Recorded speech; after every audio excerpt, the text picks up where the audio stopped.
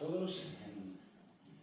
Tenemos el gusto de compartir ahora una charla con Tremblay, que tiene 3 libros, si no me equivoco, editados en castellano en nuestro país, y otros más de los que vamos a hablar, que son Una cabeza llena de fantasmas, Desaparición en la roca del diablo y La cabaña en el fin del mundo. Estoy un poquito nervioso porque es un autor que me gusta muchísimo y tengo mucho miedo de no estar a la altura. Entonces, bueno, que para mí me parece que es uno de los autores más importantes que tenemos ahora mismo en el fantástico y el terror.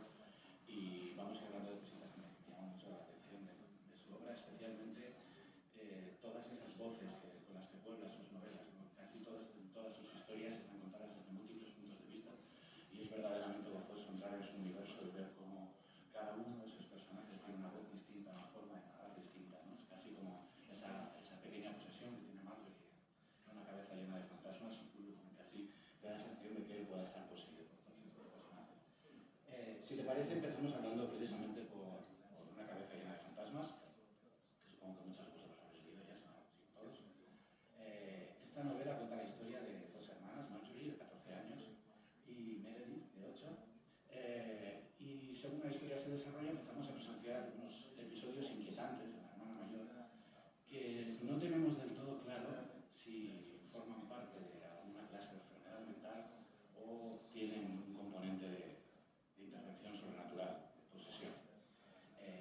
La historia está narrada en tiempos distintos. Está narrada desde el presente, cuando Meredith, ya adulta, le cuenta su historia a una escritora. Por otro lado, está contada la historia de su infancia, tal como ella la narra, y luego tenemos el punto de vista, la narración de otro personaje, aparentemente, que cuenta la historia desde un blog, con un punto de vista mucho más cínico y separado de lo que está pasando. Entonces, mi primera pregunta es, cuando te planteas escribir una historia que tiene una estructura tan compleja y tantos puntos de vista, ¿cómo diseñas?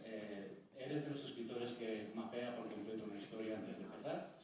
¿O de alguna manera está en tu cabeza y la vas buscando en las cosas?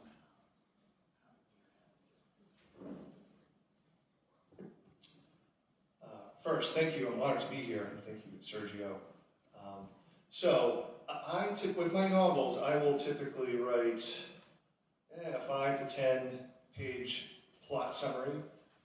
As a writer, I'm least comfortable, or I think I'm least comfortable with plot. Like, I feel like I really struggle with plot. Like, the character side and the voice side comes a little bit easier for me. So it's nice to have that roadmap before I start a novel. Although, in the case of A Head Full of Ghosts, that was just, for me, like the writer's dream of where the idea just landed in my lap. And I didn't have to write an outline. I knew almost like right from the start that there was going to be, the 3-part structure, what happened before the TV show, reality TV show crew arrived, what happened during, what happened after. But like, I'll keep notes in something like this, and maybe, with A Head Full of Ghosts, I mapped out ahead a little bit as I went, but I sort of generally knew where I was going with that book, which is unusual. As I said, most of my other books I have to sort of plan out a little bit more detailed. Pues normalmente me escribo un argumento, una escaleta, si quieres, de la novela, que suele ser de 5 a 10 páginas más o menos de extensión. Es lo que me suele costar más trabajo, lo de hacer esta planificación, esta escaleta. Luego ya los personajes, las voces y demás, fluye más, me cuesta menos dificultad, pero normalmente hago, pues eso, notas en 5 o 10 páginas para tener la estructura. Pero en el caso de Una cabeza llena de fantasmas, me pasó lo que es el sueño de cualquier escritor, y es que la historia me cayó en el regazo, por así decirlo. Es decir, me apareció ya prácticamente hecha desde el principio. Sabía, desde antes de ponerme a escribirla, que iba a ser una historia dividida en 3 actos, con 3 estructuras distintas, contando básicamente lo que ocurre antes de que llegue, o sabía perfectamente lo que ocurría antes de que llegase el equipo del reality que va a acompañar a la familia, lo que ocurría durante la grabación del reality y lo que ocurre después de la grabación del reality. Normalmente sí que escribo notas cuando se me van ocurriendo cosas, solo llevo una libretita como esa, en la mano voy apuntando lo que necesito, pero en este caso prácticamente me llegó hecha la historia. En el relato que se hace de los acontecimientos a través de Karen en su blog, la última de este punto cínico con el que revisionamos todo lo que ha pasado, aprovechas para demostrar casi tu conocimiento casi enciclopédico de todo lo que es el fantástico, o sea, todas las novelas, películas, todo lo relacionado con posesiones. Entonces, ¿cuánto pesa toda esta labor cuánto es algo que ya traes antes de escribir la novela? ¿Cuánto forma parte, digamos, de tu educación sentimental, todo este cine y literatura de terror? Y hasta qué punto también dejas que esa investigación o documentación influya en lo que vas a hacer. O sea, te planteas buscar qué es lo que tengo que hacer distinto para traer algo novedoso al género de las posesiones.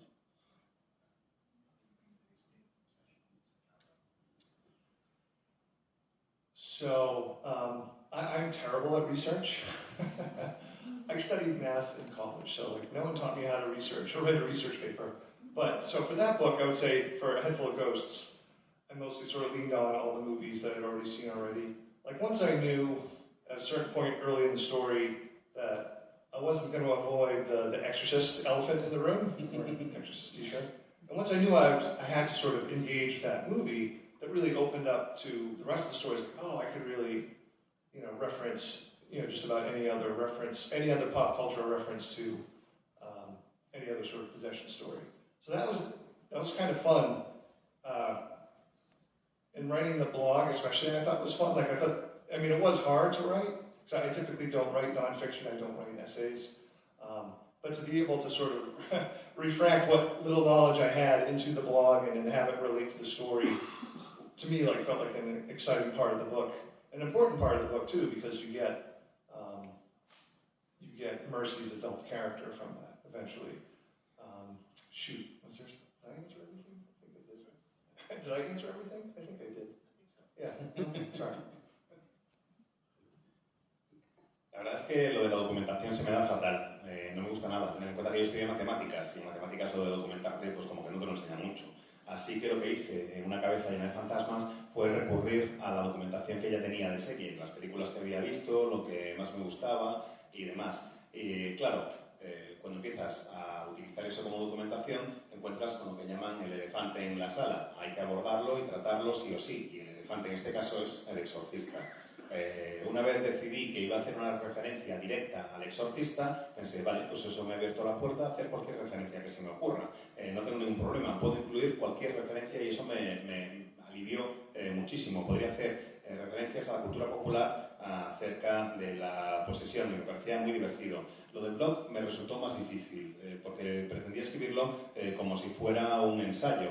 Y al mismo tiempo ese blog desempeña un papel muy importante para darte información necesaria para acabar de entender la historia. Tenía que conocer bien cómo quería que fuera la estructura del blog y la información que iba a dar para poder acabar de contar el relato. De todas formas, me pareció absolutamente emocionante todo el proceso y creo que con eso he respondido a todo, ¿no? Hay una parte de la historia que narra todo lo que es la grabación de este reality sobre la posesión de Marjorie, cuando el lector ya tiene información sobre si esto podría ser o no un caso real de posesión y desmontas muchas de los códigos y normas que tiene, o sea, todo lo que encierra de falso la construcción de un reality, pero de alguna manera hay momentos del libro en el que abandonas un poco el lenguaje literario para entrar en la codificación audiovisual. Y por otro lado, me da la sensación de que hay muchas escenas en la novela que están construidas, muchos set pieces que están armados como set pieces de terror, casi de una secuencia de una película. ¿Sientes hasta algún punto que escribes novelas que son muy visuales, muy cinematográficas?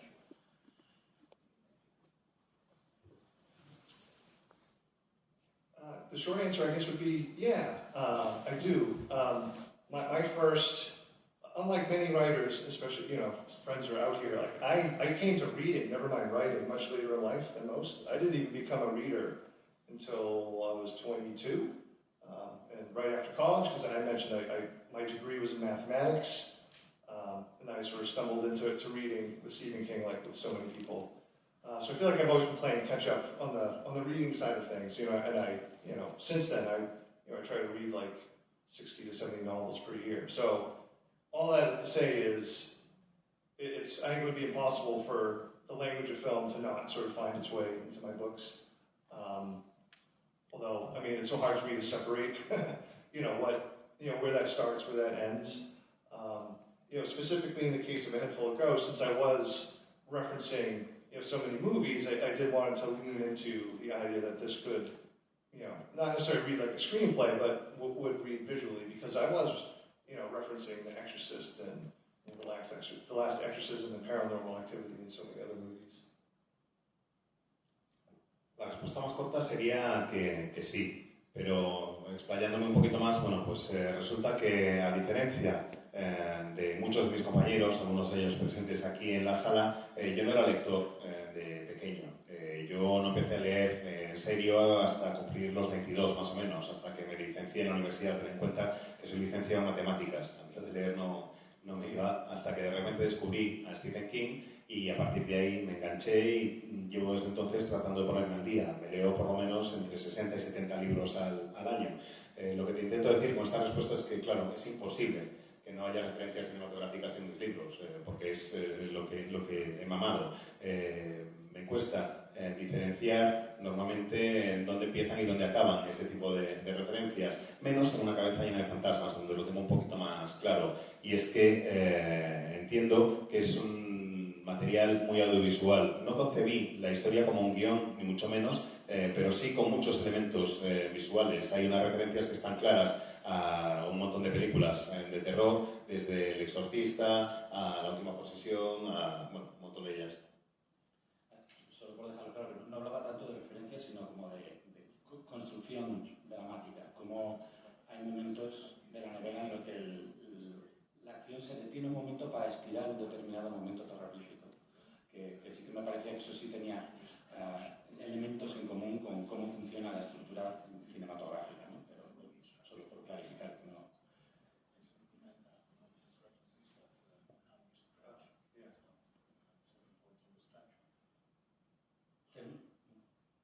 Well, thank you. Yeah, it's hard for me. I don't know. It's hard for me to describe like my writing style because I was never taught writing, as I mentioned.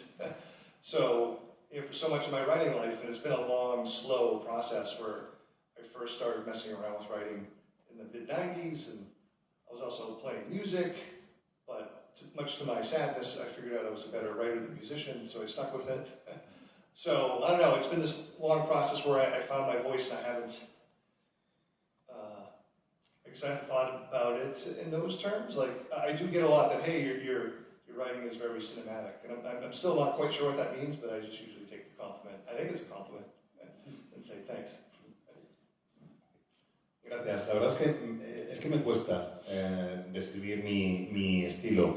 No me enseñaron a escribir, no hacía cursos de escritura y simplemente es lo que había vivido. Para mí es un proceso que ha sido relativamente lento, el de ponerme a escribir. Empecé a escribir a mediados de los años 90, cuando también intentaba ser músico. Y para mi desgracia, pues resulta que soy mejor escritor que músico. Así que me quedé con la escritura y creo que durante el proceso he ido desarrollando mi propia voz. No pienso, eso sí te lo puedo decir en términos cinematográficos, o sea, cuando me pongo a escribir no lo tengo presente como tal, pero me lo han dicho con frecuencia que mi estilo de escritura es bastante cinematográfico, así que supongo que será así. Yo siempre me lo tomo como un cumplido y lo agradezco. Otra constante que hay en muchas de tus novelas es esa fina línea. Se mueve siempre en un terreno fronterizo de la realidad y lo imaginado. Siempre tienes la sensación de estar en manos de un narrador no fiable que puede estar contándote la verdad o no. Y tus libros siempre exigen una implicación muy activa por parte del lector, que ha de estar intentando cuadrar esas piezas del puzzle y dudando de lo que se le está contando desde todas esas voces distintas. Te quería preguntar sobre esta novela, si de alguna manera Sergio Jackson fue una influencia. Pienso en libros como Siempre hemos vivido en el castillo, donde dudas de los personajes y siempre también se transita por esa zona fronteriza y nebulosa de hasta qué punto puedes confiar en lo que te cuentan los personajes.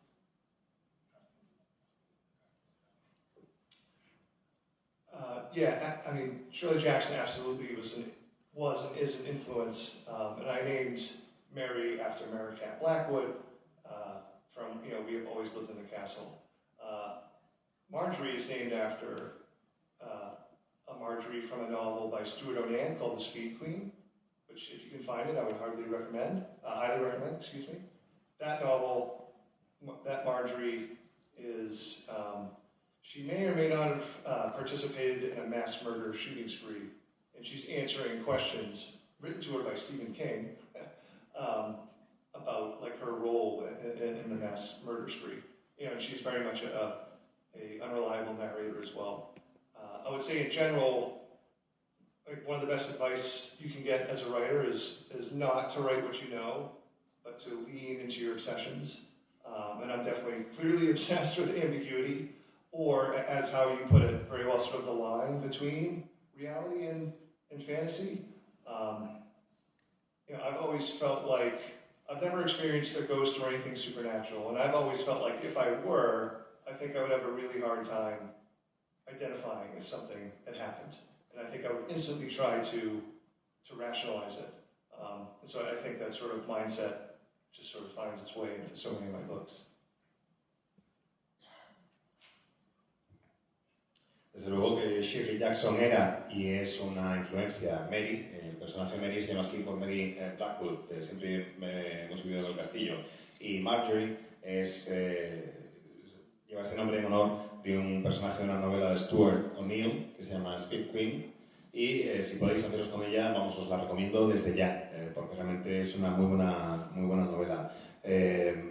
Lo cierto es que esta novela de la que os hablo es acerca de un tiroteo, de un asesinato en masa durante un tiroteo, y la narradora es una de las participantes en ese tiroteo, que responde a unas preguntas planteadas prácticamente por Stephen King.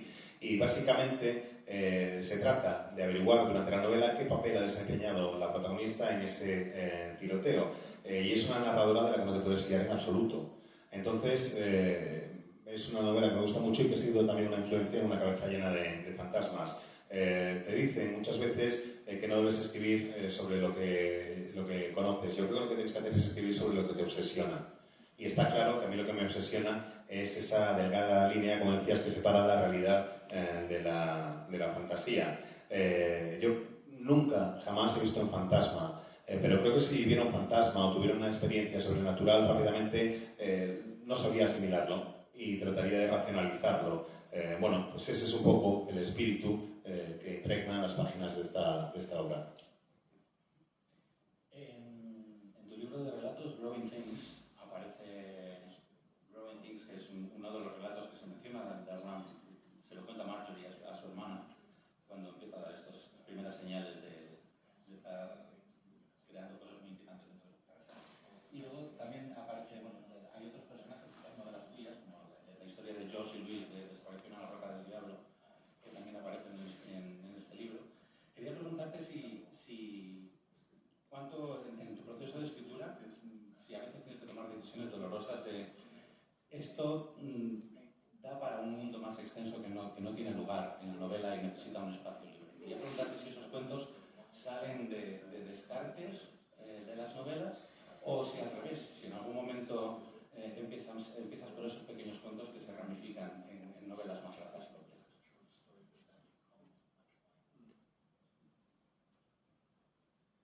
So, earlier in my writing, I would write short stories that wouldn't become novels, but I would end up sort of reusing the short story in the novel. That happened with my first crime novel, and it happened in A Head Full of Ghosts. I wrote it, so I figured I could use it again, right? But I've never had like a short story blow up into a novel.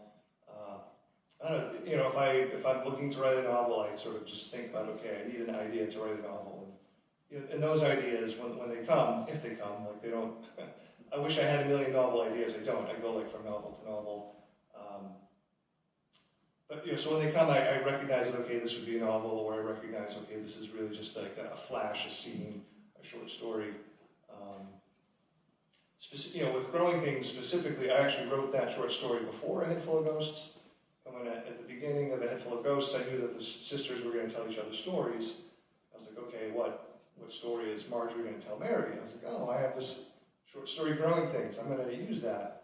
And for me, those are like even though like I had the novel planned out, that's like a fun moment of serendipity or life sort of happening where it's like, oh, I'm going to put this into the story. And unknowingly, it ends up being like a really important thematic element to the novel, which I hadn't planned.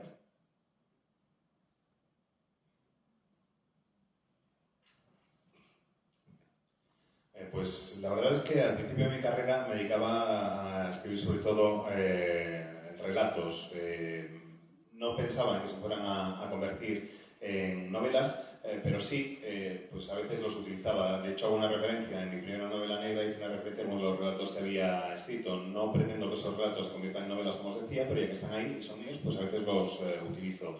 En Una cabeza llena de fantasmas, pues me pasó lo mismo. Lo que pasa es que de una manera un poco diferente. En un principio no iba a escribir, no iba a incluirlo en la novela, pero la idea me llegó mientras estaba escribiendo el libro. Si un relato se va a convertir en novela, no lo sé. No tengo 1.000.000 de ideas en la cabeza, ni tengo 1.000.000 de posibles historias que se puedan convertir en novelas. Simplemente voy haciendo escenas y a veces surgen elementos que me resultan interesantes en ese sentido. En el principio de la historia, por ejemplo, en Una cabeza llena de fantasmas, sabía que quería que las hermanas se contaran cuentos entre sí. Y quería buscar alguno que fuera pues, adecuado para que Marjorie se lo contara a Mary. Y dándole vueltas pensé, oye, si yo tengo The Growing Things, aquí me cuadra perfectamente, ¿por qué no se lo cuenta a su hermana? Y fue un momento bastante divertido, porque aunque, como os decía, la novela me surgió prácticamente estructurada, pues se dio esta gran casualidad, esta serendipia, en que de repente tenía un relato que me cuadraba perfectamente con la estructura de la novela y que, sin ser yo consciente, pues acabó convirtiéndose incluso en un elemento temático, un hilo temático bastante importante dentro de lo que se está contando en la novela. Ese relato ejerce como hilo temático importante dentro de la novela. La cabaña del fin del mundo es probablemente el libro más tenso de todos los que has escrito. Hay secciones que son verdaderamente difíciles de leer. Empieza con un episodio prácticamente idílico, que si alguien te regala ese libro sin saber a lo que te vas a enfrentar, no te puedes hacer la idea del horror que esconden las páginas posteriores. Por otra parte, como lectores, a veces nos gusta saber en qué terreno vamos a estar. O sea, si vamos a enfrentarnos a una lectura fantástica donde vamos a estar relativamente cómodos. Y a veces, o sea, en el caso de esta novela, se lleva al lector a sitios que son difíciles de soportar.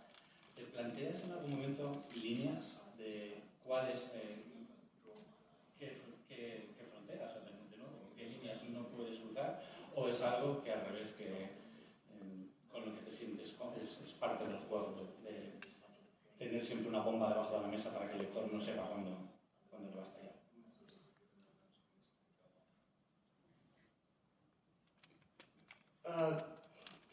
Yeah, I have like a personal line that I won't write about just because I don't feel like I should. Like and that's just because of who I am and in my experience. Like I'm not going to write about sexual violence. I've never experienced it, nor do I want to. So, like for me, that's really the line. But otherwise, I don't know. Without spoiling anything, I've killed. I shouldn't laugh. But I've killed children, so obviously that's not a line I'm afraid of going to. And definitely that book The Cabin is a very distressing novel for sure. And what happened to me, I'll say in general, is once I had children myself, once I became a parent, so my wife is a big Stephen King fan. And when she had the kids, she had to go away from horror for a long time. She came back to it eventually. But on my side of things, I sort of went the total opposite direction where so much of my writing was about families, parents, kids, and from different point of views, and really terrible things happen to those families. So, for me, it was pretty clearly dealing with my own fears and anxieties about what it meant to be a parent. So I don't know, I would never describe Cabin as a comforting novel, but I find it weirdly hopeful too. And just on my own personal level, like, I want to know, like, I want to know what what these families are going to do when they're presented with these situations. I'm endlessly fascinated by that. Like, what are they, once the horror has been revealed, what are they going to do? And that's usually like the big question that hovers in my head, when I'm writing, particularly about families.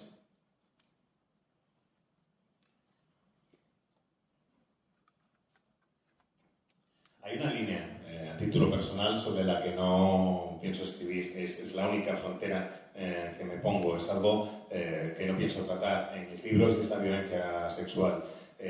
Porque es una línea personal en mi vida también. No es que haya experimentado una situación de violencia sexual ni nada por el estilo, tampoco tengo malditas las ganas, pero esa es la línea que me fijo. Aparte de eso, creo que no hay nada. Sin destripar nada, pues yo me he cargado a niños. Y me río encima.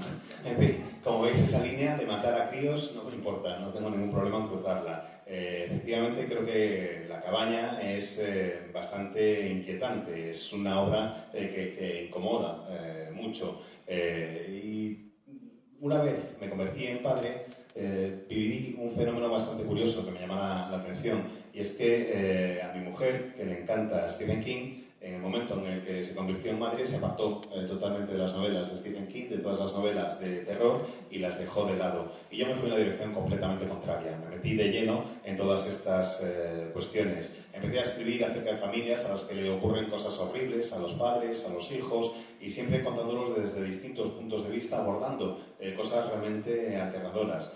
Supongo que era una forma de lidiar con los miedos y la ansiedad que me generaba el ser padre, hasta cierto punto. Desde luego, La cabaña al fin del mundo no es un libro reconfortante, no lo recomendaría a nadie con esas palabras o en esos términos, pero sí espero que sea un libro que dé un poquito de esperanza, en cierta forma, porque se trata siempre de ver qué es lo que ocurre con las distintas, o para mí se trata de averiguar qué ocurre con las familias en distintas situaciones. Estoy constantemente pensando en qué es lo que hacen las familias, cómo reaccionan una vez se da una situación donde se desvela el gran miedo, donde se desvela la fuente del terror. Eso es lo que me preocupa. Hay una fuente de terror, hay un elemento negativo, sea el que sea, y cómo reaccionan las familias, cómo responden a eso. Esa es la gran pregunta que sobrevuela siempre mi cabeza, que sobrevuela siempre las novelas, y siempre desde el punto de vista o relacionado con la familia.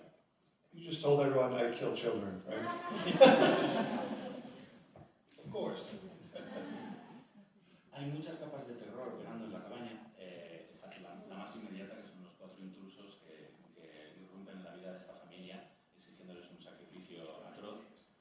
Pero luego los terrores reales se van revelando, son como capas, y que son mucho más profundos e intangibles. Como está el miedo que tiene, por ejemplo, uno de los miembros de la pareja protagonista a encontrarse una y otra vez con algo que ha tenido que luchar toda su vida.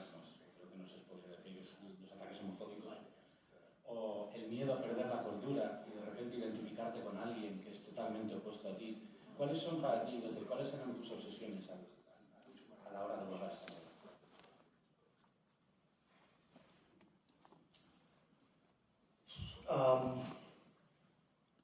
So the biggest thing I had going through my head while writing Cabin, similarly with A Head Full of Ghosts, I really wanted to try to keep the balance of, is there something supernatural happening? Is the world actually ending, or is there not? And one of the ways to do that was hopefully to sort of really deeply dive into the characters, into Eric's, personal Catholicism, his religion, and then Andrew's, as you referenced, experience with, being attacked at a bar for being a queer man. And I would say, on a personal level, like, this book was my 7th novel, and math again, numbers. That felt like a really important number to me. And I wanted to honor my first readers. When I first started reading, when I first started writing, the first people who would read my stories and give me feedback, and they were terrible stories, because these were my first things I ever wrote. But my first readers, aside from my wife Lisa, were my cousin Michael and his husband Rob, and my aunt Mary, who's like the second mom to me, and her wife Debbie. So Cabin was like the 3rd book in a row of having 3 different families. So I wanted to have parents that reflected my experience with Michael and Rob and Mary and Debbie, and try to, I really did want to build it up so it wasn't, here are just a set of parents, they just happen to be queer, right? It's not a story about, LGBTQ culture. I wouldn't be writing about that. I was just writing about, hey, here are a couple of parents, with their daughter Wen in a totally extreme situation.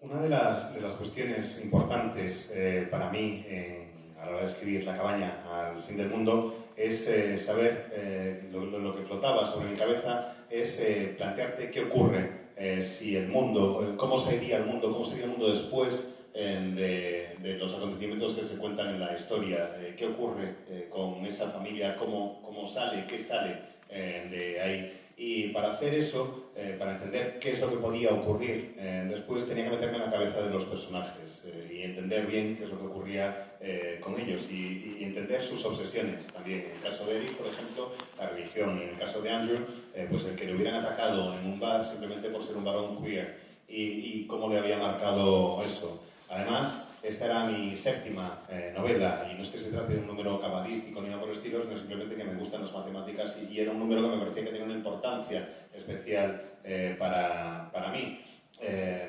Y quería, reflejar a alguna de la gente que me había ido acompañando durante el camino. El primer feedback que yo recibía, las primeras opiniones que yo recibía sobre mis relatos y mis historias, aparte de la opinión de mi mujer, Lisa, que era la primera lectora, pues eran, por una parte, de mi primo Michael y su marido Rob, y de mi tía, bueno, es una segunda, pero da igual, Mary, y su mujer Patty.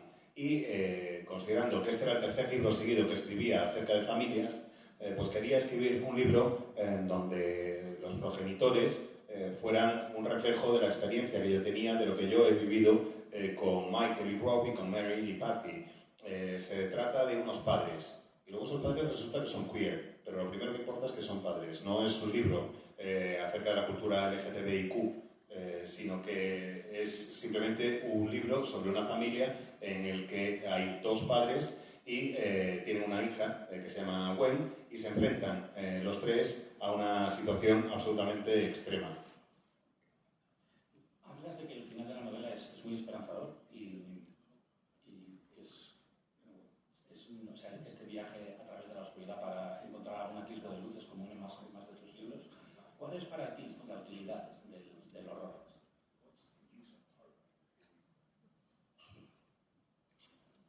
For me, like, horror that's done well, I mean, I love horror, but there's a lot of horror that fails too. So I'm going to speak exclusively to the horror that I think succeeds.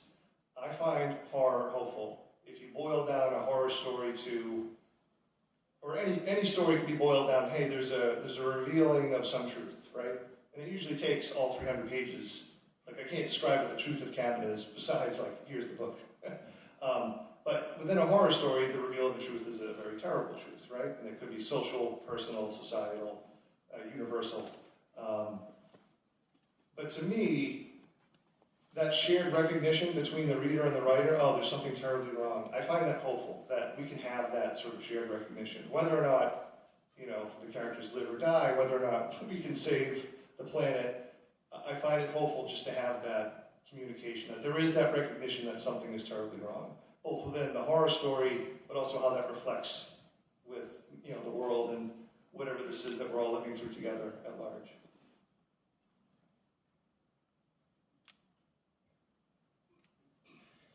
Para mí el terror, si está bien hecho, tiene una función bastante clara. Una historia de terror que tenga éxito es una historia que cuenta una historia de una manera honesta y que desvela una verdad. Pero para desvelar esa verdad, pues en mi caso necesito las 300 páginas de la cabaña. No se trata de decir simplemente, toma, esta es la verdad. Tienes que llegar a través del horror, a través del viaje, a esa verdad. Y esa verdad te desvela siempre algo horrible. Se desvela a través de algo terrible, algo que puede ser horrible desde el punto de vista de la sociedad, desde el punto de vista mundial, desde el punto de vista personal, pero lo que me da esperanza al desvelar esa verdad horrible es que se crea un reconocimiento entre el lector y el escritor, y ese reconocimiento me genera esperanza. Entendedme bien, lo que quiero decir no es que vayan a sobrevivir o no sobrevivir según qué personajes, o que vayamos a poder cambiar el mundo, no. sino que me genera esperanza el que exista esa comunicación, el que sea un reconocimiento entre lector y escritor y que sepamos que aunque sea algo terrible, que lo estamos reconociendo, que lo estamos viviendo y que lo estamos asumiendo en cierta forma juntos.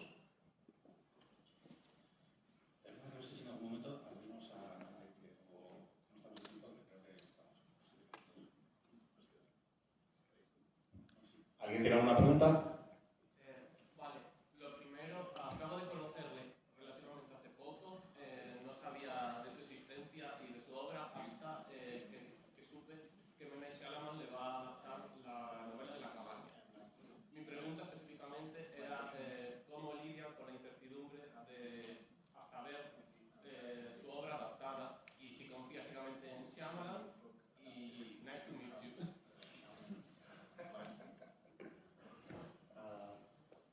Yeah, thank you. I mean, it's very exciting. Obviously, a great director. I had no contractual say in anything. They just took the book and Knight did his own thing. I was able to visit the set for 2 days, which was a lot of fun. Everyone was super nice. The actors were amazingly generous. They had all read the book too, which was just really cool. David Bautista is one giant human, and. It's going to be strange. I'm going to be very happy to go through it, but the number of people who have read the book is going to be minuscule compared to the number of people who see this movie. And then for most people, the movie is going to be the story, and not the book. But that's fine. I don't know. I mentioned I had music dreams. I always wanted to be a punk musician. So I don't know. I like imagining us writers as the punks of modern day culture. Because as much as so many of us read, I mean, we're so marginal compared to the rest of the culture that doesn't read. So, I don't know, I think we're all punks here, which I'll enjoy. Pues lo cierto es que me parece que es un gran director y también os puedo asegurar que yo ya, incluso por contrato, no puedo hacer ninguna aportación a la historia ni nada por el estilo. Es suya, harán con ella lo que les parezca. Fui 2 días al rodaje y me lo pasé de coña. Los actores fueron súper generosos, todos habían leído la novela. Os puedo decir que sí, efectivamente, Dave Bautista es un pedazo bigardo y se me hacía raro el que fueran tan generosos, el que se lo hubieran pasado así de bien, y me encanta el pensar que se va a convertir en una peli. Tengo clarísimo que el número de personas que se ha leído la novela en comparación con el número de personas que van a ver la peli pues es minúsculo, es ridículo, realmente. Y que para mucha gente la historia que se cuente será la de la película y no la de la novela. Pero no me importa, está perfectamente, no tengo ningún problema. Os decía antes que dudé entre ser músico y escritor. Yo veo a los escritores hoy en día como los punks de la cultura moderna. Por mucha gente que nos lea, que es más bien poca, somos un grupo marginal en comparación con el resto de gente que consume cultura pero no lee. Somos un grupo realmente, pues eso, que está al margen y, como digo, soy punk y orgulloso. I mean, look at Grady Hendrix. Doesn't that just scream punk right there? Fijaos en Grady Hendrix, ahí atrás. Vamos, es mirarlo y decir, pedazo punk el tío.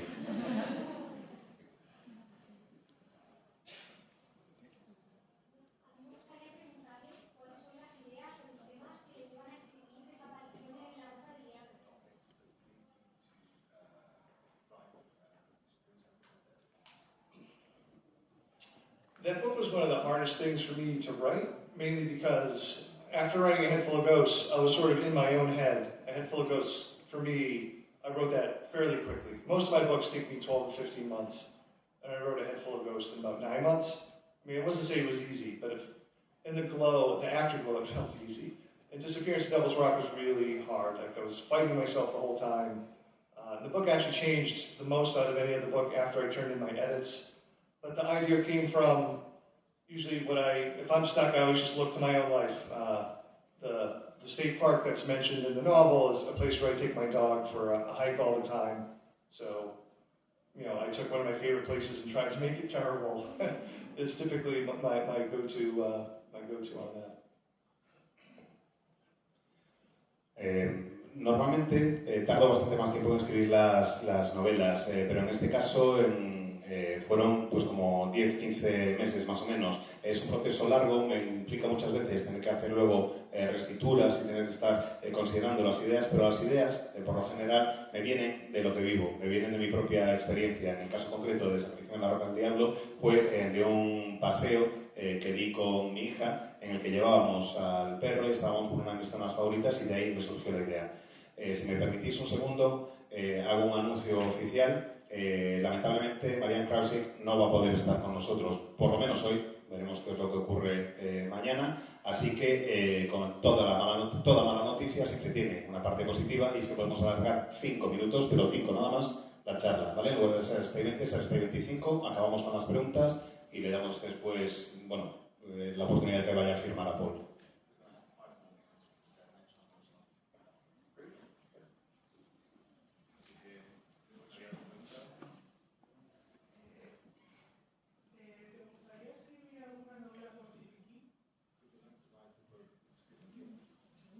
Absolutely.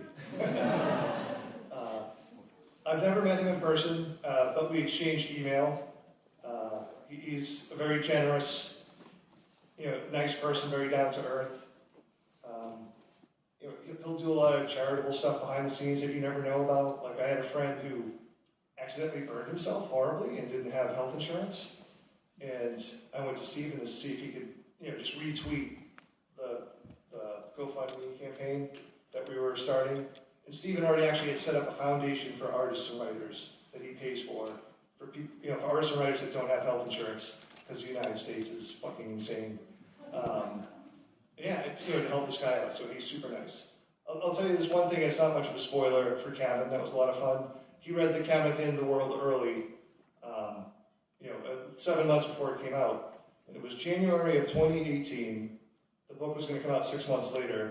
There was an earthquake in Alaska off the Aleutian Islands, similar to what happened in the book. And Stephen just sent me an email out of the blue. He said, "Paul, earthquake in the Aleutians. Quick, sacrifice somebody." I was like, "Thank you, Uncle Steve."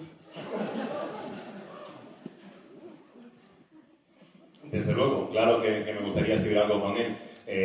No nos conocemos en persona, pero sí que hemos intercambiado bastantes correos electrónicos y os puedo asegurar que es un tipo súper amable y que es muy generoso, que hace un montón de cosas de las que no nos enteramos y tiene los pies muy en el suelo. Tengo un buen amigo que tuvo un accidente y le provocó unas quemaduras horribles y no tiene seguro médico. Entonces le pedí a Steven, le dije, Tito Steve, por favor, ¿puedes retuitear desde tu cuenta la campaña de GoFundMe, esta campaña de micromecenazgo que habíamos establecido para poder pagar y costear el tratamiento de mi amigo? Me dijo que claro, y además es que resulta que tiene una fundación desde hace años que se dedica a dar cobertura y seguro médico a los escritores y artistas que no tienen seguro médico. En Estados Unidos no hay seguridad social como tal, entonces necesitas tener un seguro médico. Si no lo tienes, hay que pagarlo. Es una puta locura del sistema, ya lo sé, pero es lo que hay. Así que él pues tiene esta fundación para ayudar a la gente. Les voy a hacer un pequeñito spoiler, solo un pequeño,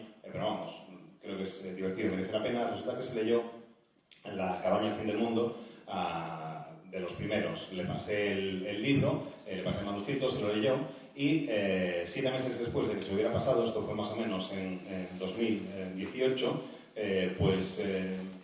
se produjo un terremoto en las islas Aleutianas, que están en la costa de Alaska. Y en el momento en el que se produjo el terremoto, así por las buenas, recibí un correo de Stephen King diciéndome: rápido, rápido, hay que sacrificar a alguien.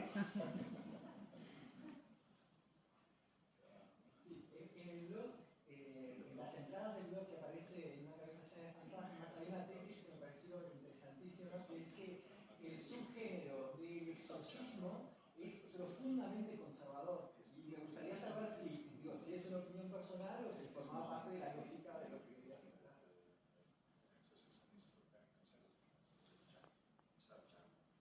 Oh, for sure. I mean, the original Exorcist movie and novel are very conservative. And so that was actually one of my starting points of the idea for A Head Full of Ghosts is, I'm going to write a secular, skeptic version of a possession story. Which is why, particularly within the blogs, there's talk about how the Catholic Church has conflated symptoms of possession with depression and also just being a woman, you know, for a long time. So yeah, that book in a lot of ways was definitely my reaction to the, I don't want to say inherent conservatism, but the conservatism of so many possession stories.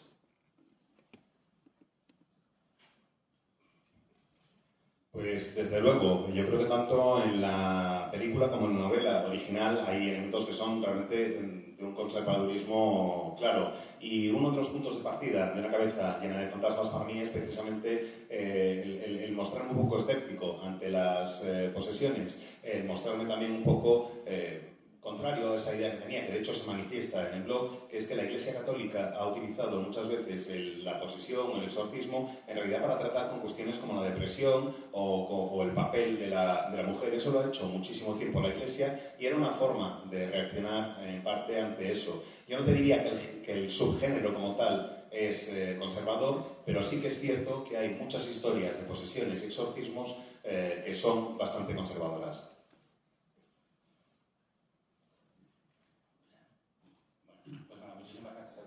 Muchísimas gracias por tu visita. Y nada, ahora lo tenéis firmando aquí fuera y que disfrutemos muchos años de tus novelas y que nos vuelvas a visitar.